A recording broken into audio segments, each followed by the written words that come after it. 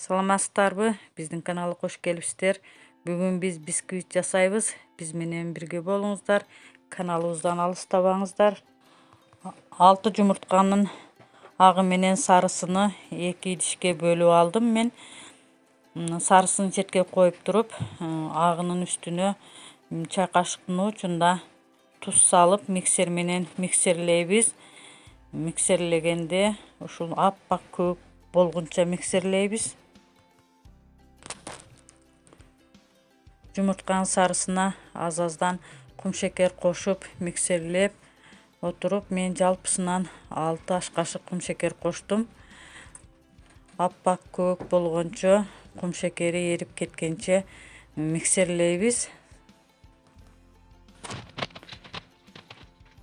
Мына миксерлеп бүттүк. 2 массаны 1 идишке салуу керек. 6 жумурткага мен 8 аш кашык un кошконмун. 2 пачка разрыхитель коштум. Жумуртканын сарысы менен агыны жакшылап миксерлеп алдым.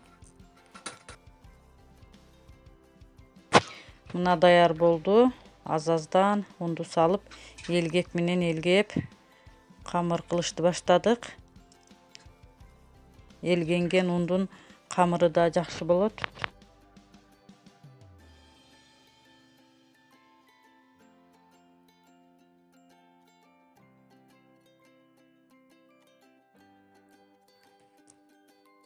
Шашпай, акырындап аралаштыруу керек. Даяр болгон массабызды идишибизге салабыз. Формабыздын размери 20 сантиметр.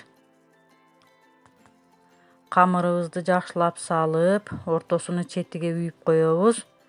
Ортосу шишип чыкпаш үчүн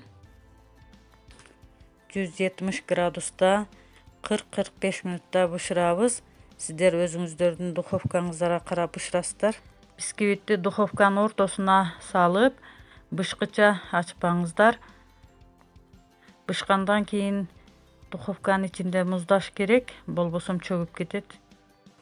Мына биздин бисквит бышып даяр болду. Кээ бир жерлери экранга түшпөй калыптыр. Сиздер да даярдап көрүңүздөр. Биздин каналга кошулуңуздар. Саламатта калыңыздар.